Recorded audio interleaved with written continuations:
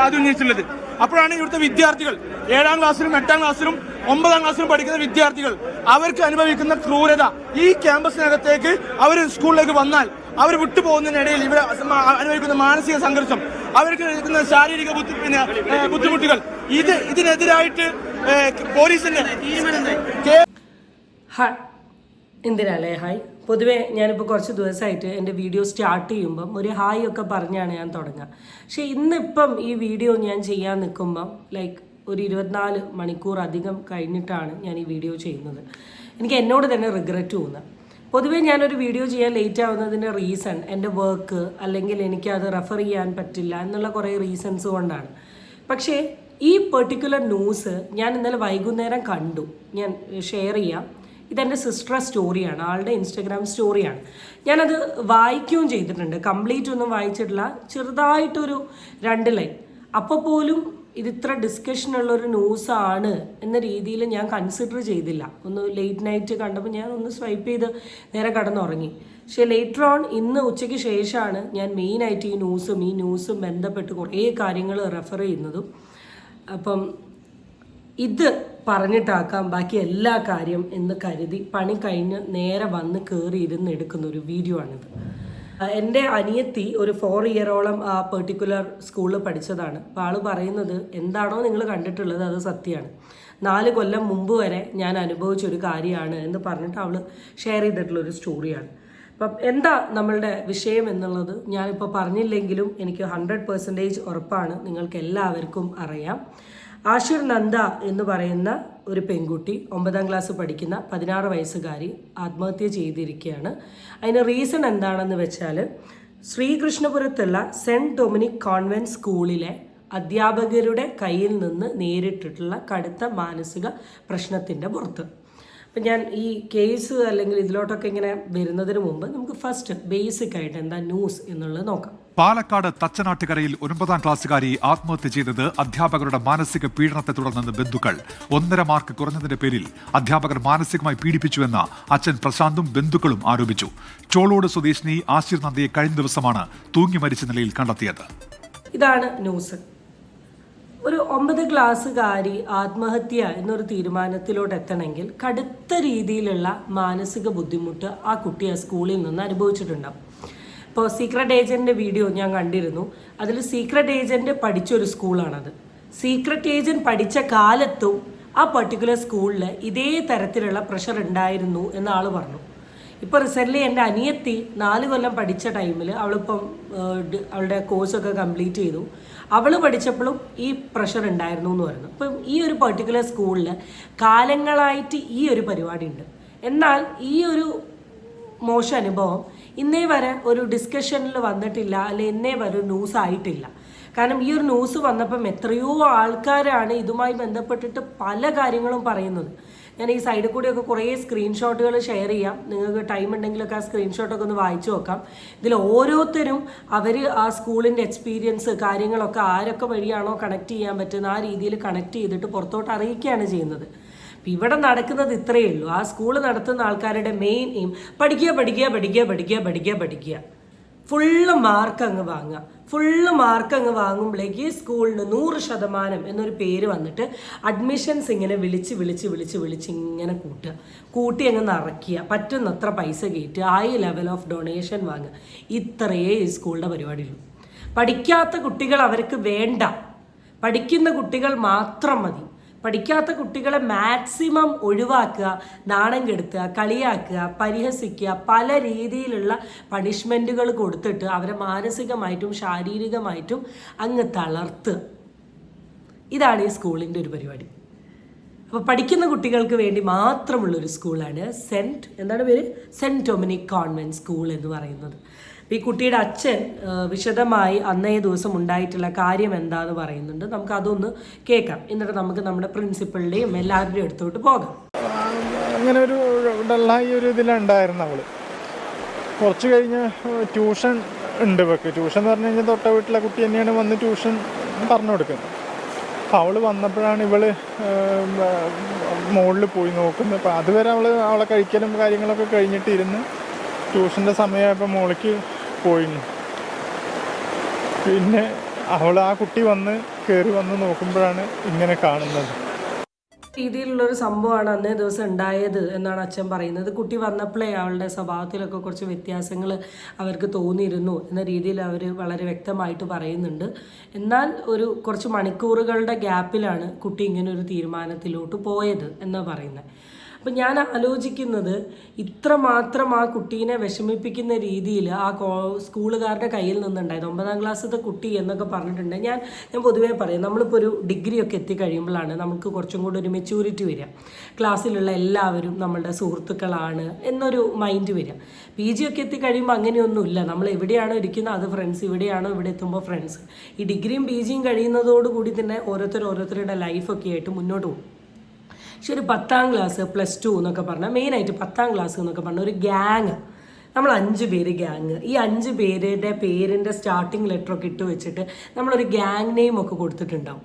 അപ്പം അങ്ങനെ ഒരു മെച്യൂർ ആണോ ചോദിച്ചാൽ മെച്യൂർ ആണ്, എന്നാൽ ചെറിയ കുട്ടികളാണോ ചോദിച്ചാൽ ചെറിയ. അപ്പോൾ ഒരു അഡോളസെൻറ്റിൻ്റെ ഒരു വൈബ് എൻജോയ് ചെയ്യുന്ന ഒരു പ്രായമാണ് ഈ 9ാം ക്ലാസ് 10ാം ക്ലാസ് എന്നൊക്കെ പറയുന്നത്. അപ്പോൾ ഇവരെല്ലാവരും കൂടി ഈ അടിച്ചു പൊളിച്ചുകൊണ്ട് നിൽക്കുന്ന ആ ഒരു സമയത്താണ് മാർക്ക് കുറവാണ് എന്ന് പറഞ്ഞുകൊണ്ട് ഈ പെൺകുട്ടി, 1.5 മാർക്ക് എന്നാണ് ഈ ന്യൂസിൽ പറയുന്നത്, മാർക്ക് കുറവാണ് എന്ന് പറഞ്ഞുകൊണ്ട് ഈ പെൺകുട്ടീനെ 2 രീതിയിലുള്ള പ്രവൃത്തി ചെയ്തു. ആദ്യത്തെ പ്രവൃത്തി എന്താണെന്ന് വെച്ചാൽ വീണ്ടും എക്സാം എഴുതണം എന്ന് വെച്ചാൽ ഇനി 9ാം ക്ലാസ്സിലോട്ട് പാസ്സാവാണ്ട് വീണ്ടും പഴയ ക്ലാസ്സിൽ തന്നെ ഇരിക്കണം എന്ന രീതിയിൽ പറഞ്ഞു. ആ ഒരു ടൈമിലാണ് ഈ കണ്ടിന്യൂസ് ആയിട്ടുള്ള ഇവാലുവേഷൻസ് നടത്തുന്നതും ഈ കുട്ടിക്ക് ഭയങ്കര മാർക്ക് കുറവ് വരുന്നതും. അപ്പം മാർക്ക് കുറവ് വന്നതോടുകൂടി ഓട്ടോമാറ്റിക്കലി എന്ത് ചെയ്യും, മാർക്ക് എന്ന് പറഞ്ഞ് നടക്കുന്ന നമ്മളുടെ സിസ്റ്റർമാരെല്ലാവരും കൂടെ അല്ലെ ടീച്ചേഴ്സ് എല്ലാവരും കൂടെ കുട്ടീനെ നന്നായിട്ട് അത്യാവശ്യം നല്ല രീതിയിൽ ഫയർ ചെയ്തു. പിന്നെ ഇതിൽ പറയുന്നത് എന്തൊക്കെയാണെന്ന് വെച്ചാൽ കുട്ടീനെ കൊണ്ടൊരു പേപ്പറിൽ എഴുതി ഒപ്പിടിയിപ്പിച്ചു, ഇനി പഴയ ക്ലാസ്സിൽ തന്നെ പഠിക്കാമെന്ന രീതിയിലും. കുട്ടി A B C D E അങ്ങനെയാണ് കേട്ടോ അവരുടെ ഗ്രേഡ്. ഏറ്റവും നന്നായി പഠിക്കുന്നവർ A, പിന്നെ B C D E, ഈ കുട്ടീനെ E എന്ന് പറയുന്ന ഒരു ഗ്രേഡിലോട്ട് മാറ്റുകയും ചെയ്തു. അവിടെ ഈ കുട്ടിക്ക് വേണ്ടപ്പെട്ട സുഹൃത്തുക്കളോ കാര്യങ്ങളോ ഒന്നും ഉണ്ടായിരുന്നില്ല. അപ്പോൾ കളിയാക്കലും സുഹൃത്തുക്കളുടെ അടുത്ത് മാറി നിന്നതും ഇതെല്ലാം കൂടെ മാനസികമായി ബാധിച്ചിട്ടാണ് ഈ കുട്ടി എന്ത് ചെയ്തത്, ആത്മഹത്യയിലോട്ട് പോയത് എന്ന രീതിയിലാണ് പറയുന്നത്.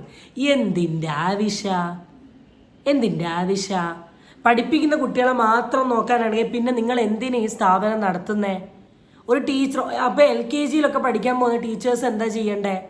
പഠിക്കാത്ത കുട്ടികളെ പഠിപ്പിച്ച് വിജയത്തിലോട്ട് എത്തിക്കുന്നിടത്താണ് ഒരു ടീച്ചറുടെയും ഒരു സ്കൂളിൻ്റെയും വിജയം എന്ന് പറയുന്നത്. അതൊന്നും ആവില്ല. എന്താ പറയേണ്ടത്?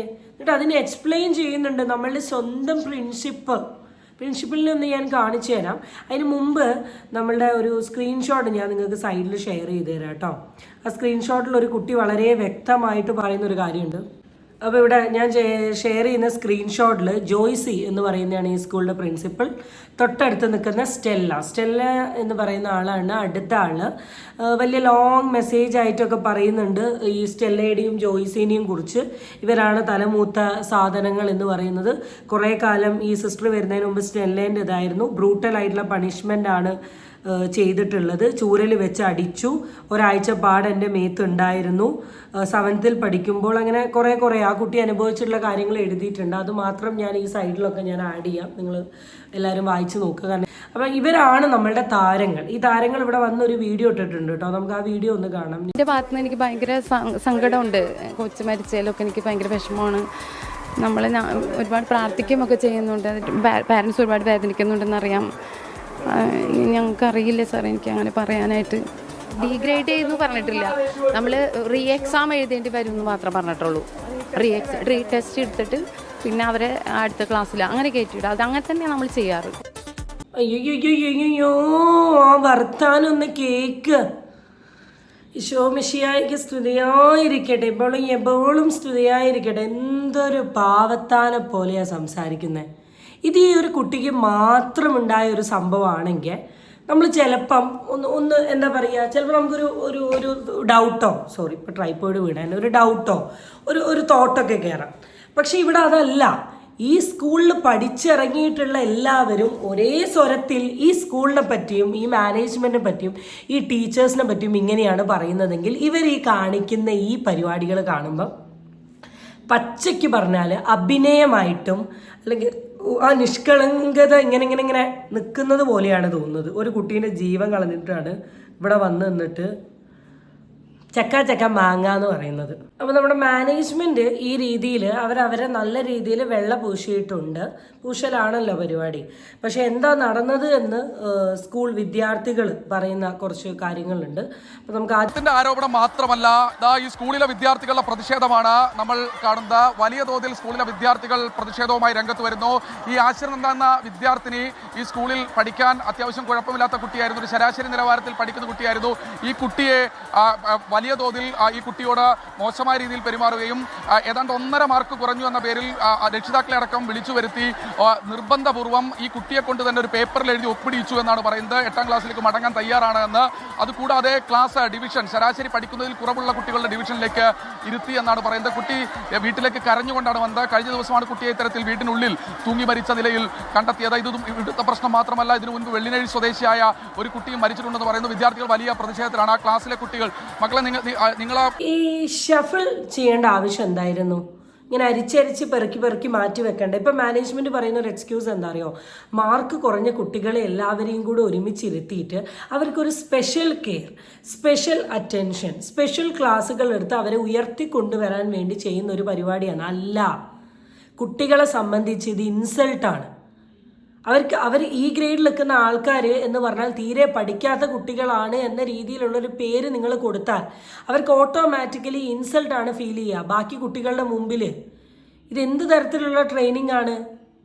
കുട്ടികൾ പരസ്പരം അങ്ങോട്ടും ഇങ്ങോട്ടും ഇരുന്നൊക്കെയാണ് പഠിക്കുക. അതിപ്പോൾ കോളേജ് ലെവലിൽ മാത്രമല്ല, സ്കൂൾ ലെവലിലാണെങ്കിലും ഞാനൊക്കെ എൻ്റെ 10ും പ്ലസ് 2ഉം പഠിച്ചപ്പോൾ എനിക്ക് ഏറ്റവും കൂടുതൽ ഇഷ്ടമുള്ള ടൈം ഏതറിയോ? Camp time.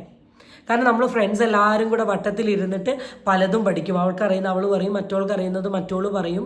അത് ഭയങ്കര എൻജോയ്മെൻ്റ് ഉള്ളൊരു പഠിത്തമാണ് നമ്മൾ ഏറ്റവും കൂടുതൽ. ആ സമയത്ത് നിങ്ങളിങ്ങനെ മാറ്റിയിരുത്തുന്നതിൽ കൂടെ നിങ്ങൾ എന്ത് കൊണ്ടുവരുന്നു എന്നാണ് എനിക്ക് തോന്നുന്നത്.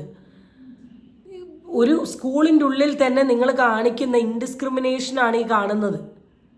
ഈക്വാലിറ്റി വിരുദ്ധമായിട്ടുള്ള കാര്യമാണ്. കോൺസ്റ്റിറ്റ്യൂഷൻ പ്രകാരം ഈക്വാലിറ്റി കിട്ടി. സ്കൂളിൻ്റെ ഉള്ളിൽ ഈ പരിപാടിയൊന്നുമില്ലേ? അപ്പോൾ നിങ്ങൾ ഈ മാർക്ക് കുറഞ്ഞ കുട്ടികൾക്ക് പൈസ കൂടുതൽ വാങ്ങുന്നുണ്ടോ, അല്ലെ പൈസ കുറവാണോ വാങ്ങുന്നത്? അതാണ് ഞാൻ ആലോചിക്കുന്നത്. ഈ പഠിപ്പിക്കാൻ നിൽക്കുന്നവർക്ക് വരെ ഭ്രാന്താന്ന് പറയുന്ന അവസ്ഥയാണ്. ഇവരിത്രയൊക്കെ പറഞ്ഞെങ്കിലും ആ സ്കൂളിൽ പഠിക്കുന്ന പിള്ളേർ വളരെ വ്യക്തമായിട്ട് ഇവരുടെ ഈ നല്ല സ്വഭാവത്തെ കുറിച്ചിട്ട് പറയുന്നുണ്ട്. അത് ഷഫിൾ ചെയ്ത കാരണമാണ് മാറാൻ ഇതായത്. അവളങ്ങനെ വിഷമിക്കുകയൊക്കെ ചെയ്തിരുന്നു വെച്ചിട്ടുണ്ടെങ്കിൽ ഓരോ ഗ്രേഡ് അനുസരിച്ച് ഈ ക്ലാസ്സിലാക്കി അവള് മാർക്ക് നല്ല കുറഞ്ഞേന്. അപ്പൊ ഗേൾസ് 5 പേരെ ഉണ്ടായിരുന്നുള്ളൂ, ബാക്കി മൊത്തം ബോയ്സ് ആയിരുന്നു. അപ്പൊ ആ 5 പേരിൽ അവള് ഒരാള്, പിന്നെ ബാക്കിയുള്ള പെൺകുട്ടികൾ അവൾക്ക് അറിയില്ലായിരുന്നു. അപ്പൊ ആ ഒരു വിഷമത്തിലും അങ്ങനെയൊക്കെയാണ് ഇതായത്. ടീച്ചർ ചവിട്ടി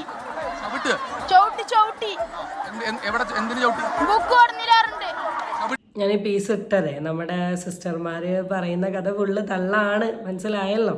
ഇതാണ് അവിടെ ഉണ്ടായിട്ടുള്ളത്. PTA മീറ്റിംഗ് ഒക്കെ വിളിച്ചിട്ട് കുട്ടീനെ കൊണ്ടൊക്കെ എഴുതിച്ചു. ഞാൻ വീണ്ടും 8ാം ക്ലാസ്സിൽ പോയി ഇരുന്നോളാന്ന്. ഇതിലും വലിയ നാണക്കേടൊക്കെ ഒരു കുട്ടിക്ക് ഉണ്ടാവും എൻ്റെ പൊന്ന് സിസ്റ്ററെ. തോറ്റ ആത്മഹത്യ ചെയ്യുന്നൊരു കാലത്താണ് നിങ്ങൾ ഇമാതിരി രീതിയിലുള്ള ഈ നാണം കെട്ട പരിപാടി ചെയ്യുന്നത്. നിങ്ങളൊക്കെ ഇല്ലേ, സത്യസന്ധമായി പറയുകയാണെങ്കിൽ ആ സീറ്റിൽ നിന്ന് എണീച്ചു പോകും. നല്ല അധ്യാപകർക്ക് നാണം കെട്ടൊരു വർഗ്ഗമാണ് നിങ്ങൾ. ഞാൻ ഏറ്റവും കൂടുതൽ റെസ്പെക്റ്റ് ചെയ്യുന്ന, ഇപ്പോഴും കണ്ടാൽ ഒരു പേടിയോടുകൂടി നോക്കുന്ന ഒരേ ഒരാളെ എൻ്റെ ലൈഫിലുള്ളൂ. That is my teachers. വേറെ ഒരു പ്രൊഫഷനിലുള്ള ആൾക്കാരല്ല. ആ പേര് കളയാൻ വേണ്ടി കുറേ എണ്ണങ്ങൾ. അപ്പോൾ തന്നെ ഈ പവർ അങ്ങ് കൂടിയതിൻ്റെ ഭാഗമായിട്ടുള്ളതാണ് കുട്ടീനെയൊക്കെ പിടിച്ച് ചവിട്ടുകയാണ്. എൻ്റെ പൊന്നു മക്കളെ, ഈ വീഡിയോ കാണുന്ന മക്കളോടാണ് എനിക്ക് പറയാനുള്ളത്, അല്ലെങ്കിൽ നിങ്ങൾ പാരൻസിനോടാണ് എനിക്ക് പറയാനുള്ളത്. ഇങ്ങനത്തെ എന്തെങ്കിലും ബുദ്ധിമുട്ടുകൾ നിങ്ങൾ അനുഭവിക്കുന്നുണ്ടെങ്കിൽ ഡെഫിനറ്റ്ലി പുറത്ത് വന്ന് സംസാരിക്കണം. ഇത്രയും കാലം പഠിച്ച സമയത്ത് നിങ്ങൾ ആരും സംസാരിക്കാത്തത് കൊണ്ടാണ് ഇന്ന് ഈ മോൾക്ക് ഇങ്ങനെ ഒരു അവസ്ഥ വന്നത്. ദയവ് ചെയ്ത് നിങ്ങൾ പറയരുത്. ആൻഡ് സെക്കൻഡ് തിങ്, നിങ്ങൾ പാരൻസിനോട് ഞാൻ പറയുകയാണ്, കുട്ടികളാണ് നിങ്ങൾക്ക് ഏറ്റവും വലുത്. പഠിക്കലോ മാർക്കോ കാര്യങ്ങളോ ഒന്നുമല്ല. ഓക്കെ, മാർക്ക് ഉണ്ടെങ്കിൽ മാത്രമേ ജീവിക്കാൻ പറ്റൂ എന്നുള്ളൊരു സയൻസും ഫിലോസഫിയും ഒക്കെ ഇന്ന് കഴിഞ്ഞു. അത്യാവശ്യം നന്നായി പാടാൻ കഴിവില്ല, പാട്ടും കൊണ്ടൊക്കെ കയറിപ്പോകുന്ന കുറേ കാലങ്ങൾ ഈ ലോകത്തുള്ളപ്പം മാർക്കിന് വേണ്ടി കുട്ടികളെ ചീത്ത പറഞ്ഞ് ഇങ്ങനെ പ്രഷർ ക്രിയേറ്റ് ചെയ്യുന്ന ഒരു സിറ്റുവേഷൻ നിങ്ങൾ ഒരിക്കലും ചെയ്യാതിരിക്കാൻ ശ്രമിക്കുക. ആൻഡ് സ്വന്തം മക്കളുടെ മെൻ്റൽ ഹെൽത്ത് എന്താണെന്നും കൂടെ ഒന്ന് അറിഞ്ഞിരിക്കുന്നത് നല്ലതാണ്. ഇവിടെ പാരൻസ് പലരും പലതരത്തിലുള്ള അലിഗേഷൻസ് പറയുന്നുണ്ട്. അതിലൊരു പെർട്ടിക്കുലർ ലേഡി പറഞ്ഞൊരു കാര്യം ഞാൻ എൻ്റെ ശ്രദ്ധയിൽ പെട്ടിരുന്നു. ഞാൻ അതൊന്ന് 6 കുട്ടികൾ ഈ സ്കൂളിൽ പഠിച്ചിട്ടുണ്ട്. ഇപ്പോൾ 2 ചെറിയ കുട്ടികൾ പഠിക്കുന്നുണ്ട്, 5ലും 7ലും. എനിക്കുണ്ടായ ഒരു അനുഭവം എന്ന് പറഞ്ഞാൽ കഴിഞ്ഞ വർഷം എൻ്റെ 4 പഠിക്കുന്ന കൊച്ചിന് പെങ്കൊച്ചാണ്. ആ കൊച്ചിനെ കഴിഞ്ഞ വർഷം സിസ്റ്റർ കാല് പിടിപ്പിച്ചു. അപ്പോൾ ഞാൻ ഈ കാര്യത്തിൽ ഞാൻ അറിഞ്ഞില്ലായിരുന്നു. കൊച്ചു വീട്ടിൽ വന്നു കഴിയുമ്പോൾ വളരെ മോശമായിട്ട് പോയി. ഇങ്ങനെ കണ്ടീഷൻ വളരെ മോശം.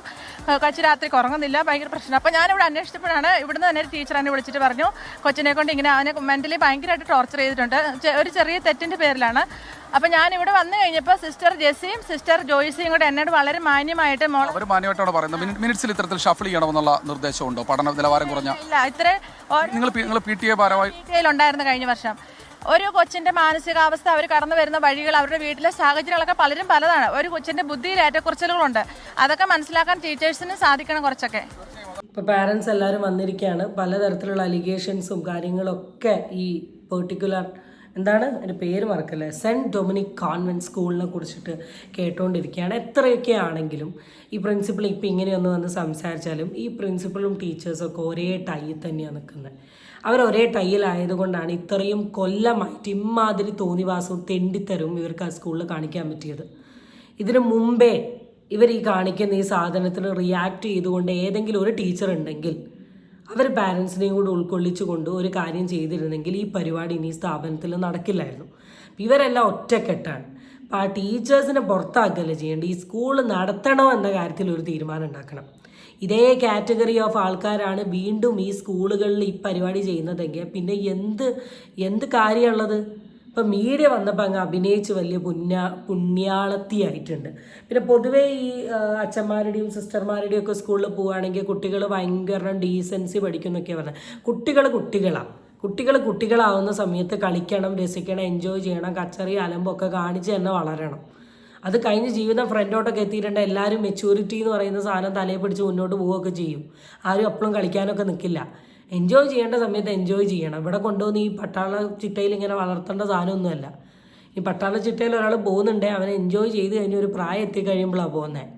ഇതൊക്കെ കണ്ടിട്ടാണ് ഓരോ പാരൻസ് കൊണ്ടുപോയി നിർത്തുക. ഇവരുടെയൊക്കെ സ്വഭാവം എന്താ, ആറ്റിറ്റ്യൂഡ് എന്താണെന്നുള്ളത് നിങ്ങൾക്കിപ്പോൾ മനസ്സിലായില്ലേ? മാലാഖമാരുടെ കുപ്പായ ഇട്ടിട്ടാണ് ചെകുത്താന്മാരുടെ കളി ഇവരൊക്കെ കാണിക്കുന്നത്.